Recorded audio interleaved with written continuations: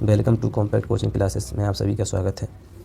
Class 10th chapter number 1 हम पढ़ेंगे आज वास्तविक संख्या। वास्तविक संख्याओं में हम जानेंगे कि पहले इसकी बेसिक चीज़ें पढ़ेंगे। पिछली कक्षा 9th में आपने पढ़ा होगा वास्तविक संख्या और इसमें नंबर्स के बारे में आपने अच्छे से जान लिया होगा और कोशिश करते हैं कि क्लास 10th में भी आपको अच्छे समझ में आए और मैं पूरी कोशिश करूँगा आपको बड़ी आसान भाषा में आपको समझा सकूँ। तो चलिए अपन सीखते हैं प्राकृतिक संख्या। प्राकृतिक संख्या किसे कहते हैं? सामान्य बोलचाल की भाषा में अपन पढ़ते हैं प्राकृतिक संख्या। देखो, वस्तुओं को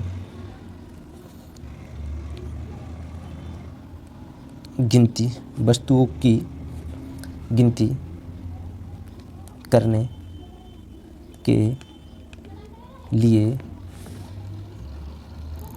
जिन संख्याओं का प्रयोग करते हैं उसे प्राकृतिक संख्या कहते हैं। जैसे अपन इसकी डेफिनेशन अपने हिसाब से लिख सकते हो, कुछ भी लिख लो। जो सामान्य बोलचाल की भाषा में अपन गिनती गिनते हैं 1 2 3 4 5 6, इन्हीं को प्राकृतिक संख्या कहते हैं। इसे n से डिनोट करते हैं। इसे 1 2 3 4 5 6 7 डैश कहीं तक भी ले जाओ, अनंत तक है, इन्हें प्राकृतिक संख्या कहते हैं। वही आरंभ कहाँ से होती है? 1 से प्रारंभ होती है, ध्यान रखना। प्राकृतिक संख्या समय हमेशा 1 से आरंभ होती है और अनंत तक होती है। ये आपको कई बार पढ़ा होगा अपने 8th में, 9th में, 10th में तो अभी पढ़े रहो इसमें। और देखिए क्या है कि 1 2 3 4 5 6 7 8 अनंत। इसमें एक बात ध्यान रखिएगा, जैसे इसमें आगे 2.5 3.6 या 5/7। अब 5/7 3/7 कुछ भी संख्या अगर बटे में आ जाती है तो ये प्राकृतिक संख्या नहीं है। ठीक है, इसके बाद चलते हैं अपन पूर्ण संख्या। पूर्ण संख्या या इन्हीं को होल नंबर कहते हैं।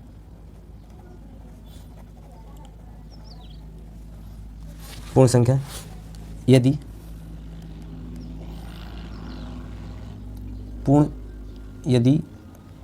प्राकृतिक संख्या में 0 को शामिल कर लिया जाए तो उन संख्या से बने समूह को पूर्ण संख्या कहते हैं। जैसे इसमें कुछ नहीं, परिभाषा सिंपल सी है। इसमें क्या है कि जो प्राकृतिक संख्या होती है उन्हीं में सिर्फ, इसमें प्राकृतिक संख्या अपन 1 से शुरुआत करते हैं, इसमें सिर्फ 0 से शुरुआत करते हैं, बस 0 को शामिल कर लेते हैं। 0 1 2 3 डैश अनंत तक होती है। ये सिर्फ कहाँ से आरंभ होती है? ये 0 से आरंभ होती है। इसके बाद चलते हैं अपन पूर्णांक। पूर्ण संख्या हो गया, उसके बाद चलते हैं अपन पूर्णांक पर। पूर्णांक संख्या यदि पूर्ण संख्याओं में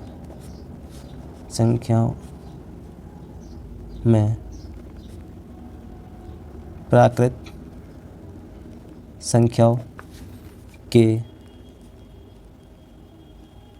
ऋणात्मक मानों को भी शामिल कर लिया जाए तो प्राप्त संख्याओं के समूह को पूर्णांक संख्या कहा जाता है। जैसे आई से डिनोट करते हैं या जेड से डिनोट करते हैं, इन्हें इंटीजर्स बोलते हैं, इंटीजर्स नंबर्स। ऐसे माइनस अनंत, -5, -4, -3, -2, 1 0, इसके बाद +1, +2 डैश डैश डैश अनंत तक। ये सभी क्या हैं? ये सभी पूर्णांक संख्या हैं। इसमें भी ध्यान रखिएगा। ये सब कैसे हैं? ये ऋणात्मक पूर्णांक हो जाएंगे, ऋणात्मक है तो ऋणात्मक हो जाएंगे, ऋणात्मक पूर्णांक। और ये कैसा होगा? शून्य पूर्णांक, शून्य पूर्णांक। और ये सारे कैसे होंगे? धनात्मक पूर्णांक। और इसमें एक नोट करने योग्य बात, जैसे इसमें -2.5 या +3.5, तो ए पूर्णांक नहीं है, ए पूर्णांक नहीं है। और इसमें एक्स्ट्रा लगा के लिख लीजिए इसमें कि धनात्मक पूर्णांक शून्य से बड़े होते हैं। जैसे +4 हमेशा 0 से क्या होगा? हमेशा बड़ा होगा। +4, +3, +1 तो 0 से हमेशा बड़ा होगा। और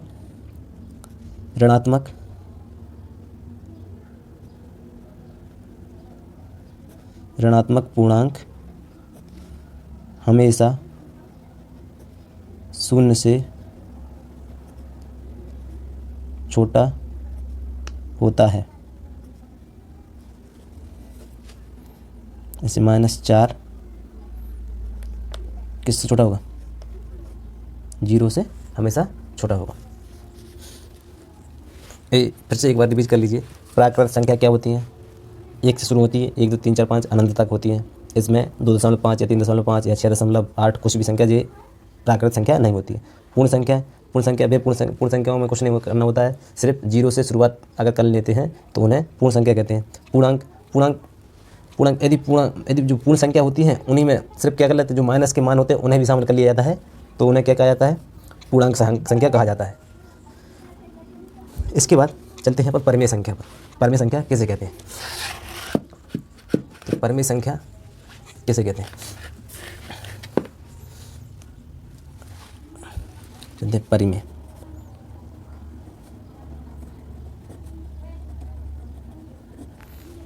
परिमेय संख्या, इसकी डेफिनेशन लिख लेते हैं। साधारण सी डेफिनेशन है, कई बार पढ़ा होगा कक्षा 8 में, 7 में, 9 में, कभी भी। ऐसी संख्या जो P/Q के रूप में व्यक्त की जा सकती है तथा जहाँ P व Q पूर्णांक हो, परंतु Q ≠ 0 परिमेय संख्या कहलाती है।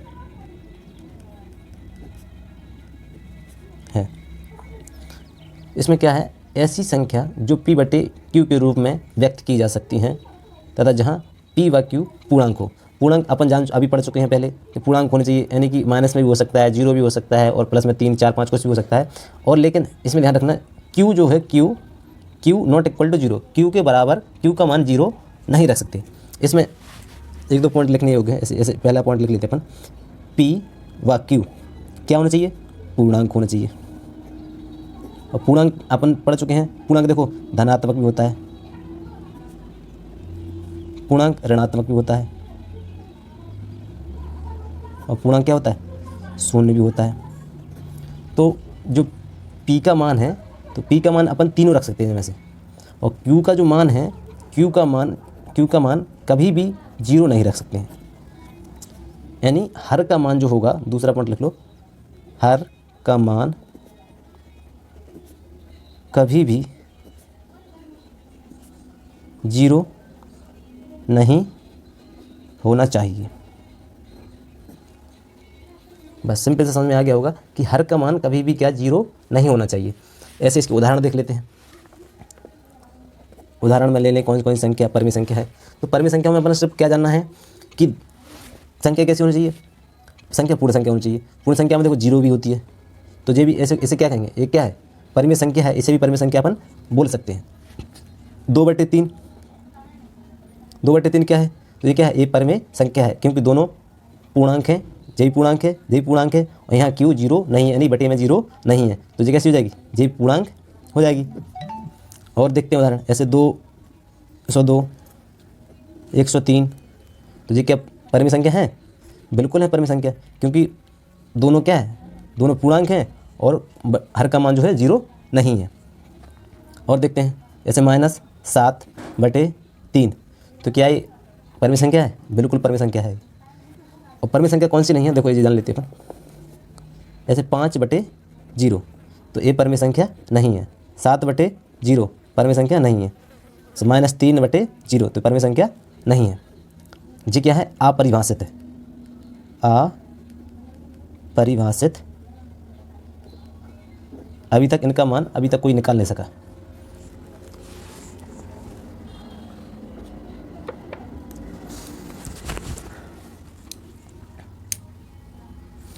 परिमेय संख्या समझ में आ गया होगा आपको।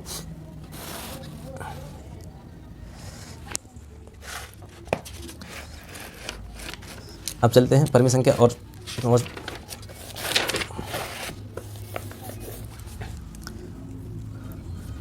परिमेय संख्या। अब देखो परिमेय संख्या में अपन दो भागों में बांटते हैं।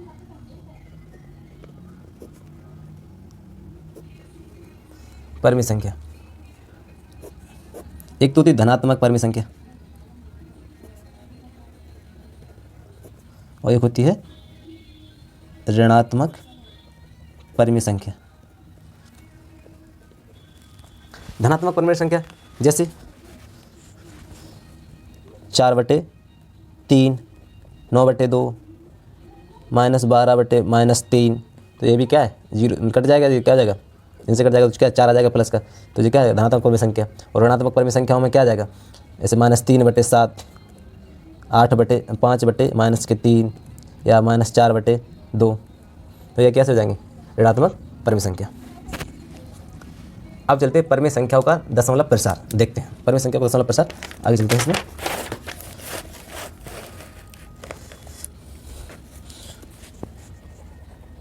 परिमेय संख्याओं का दशमलव प्रसार। दशमलव प्रसार देखो दो प्रकार का होता है। एक तो होता है शांत और एक होता है अशांत। अशांत दशमलव प्रसार और शांत दशमलव प्रसार।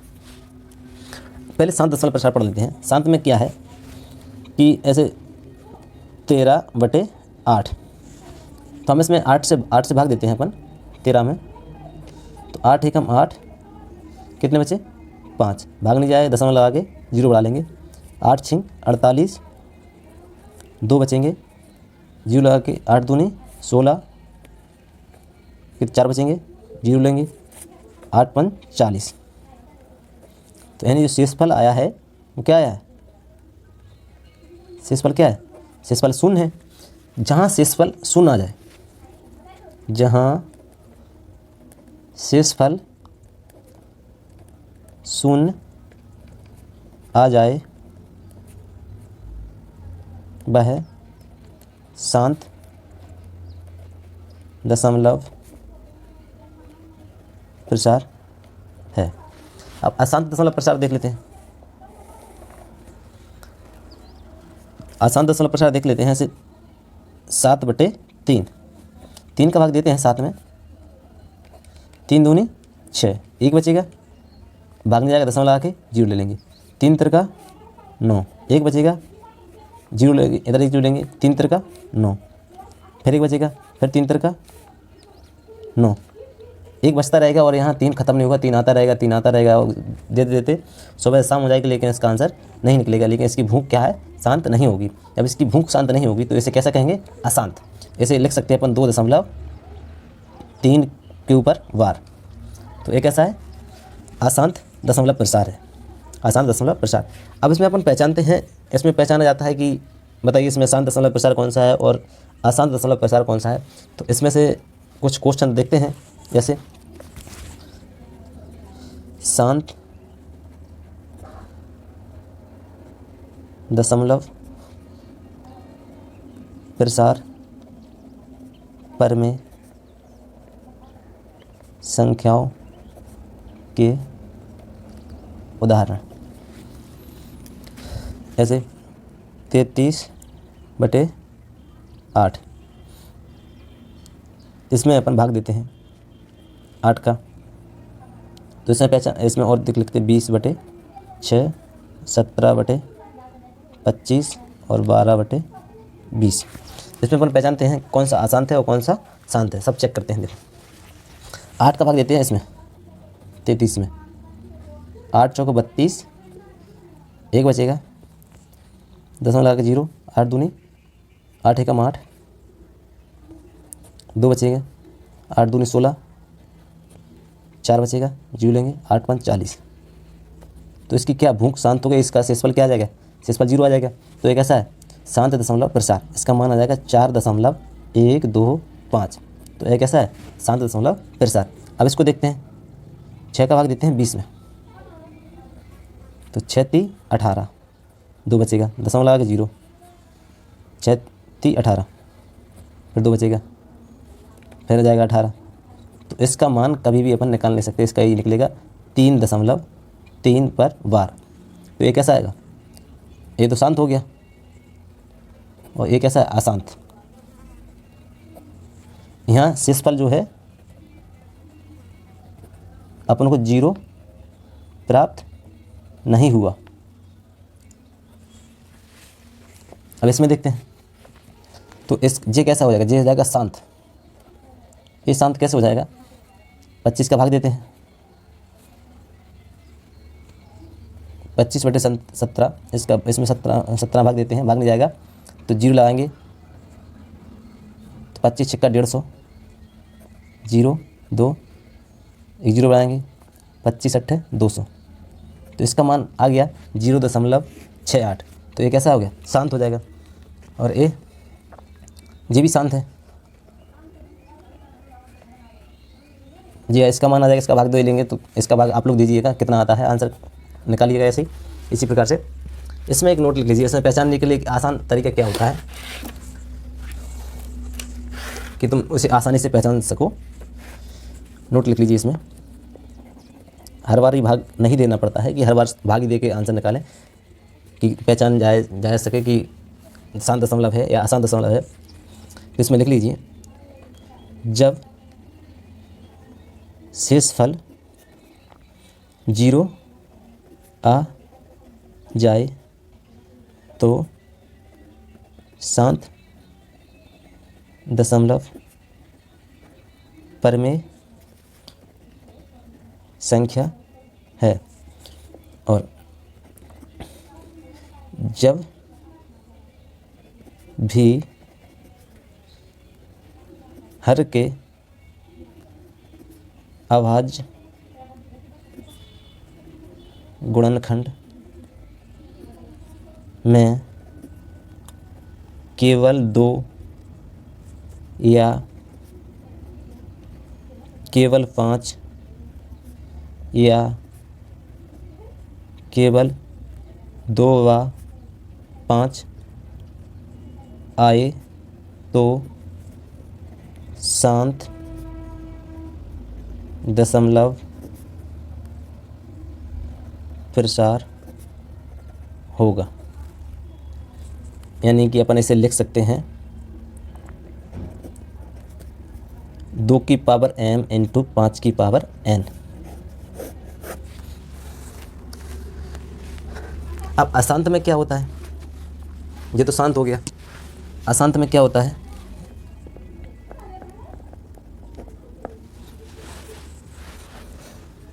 अशांत दशमलव प्रसार पर में संख्या। इसमें भी नोट लिख लो। जिसके हर के अभाज्य गुणनखंड में 2 व 5 के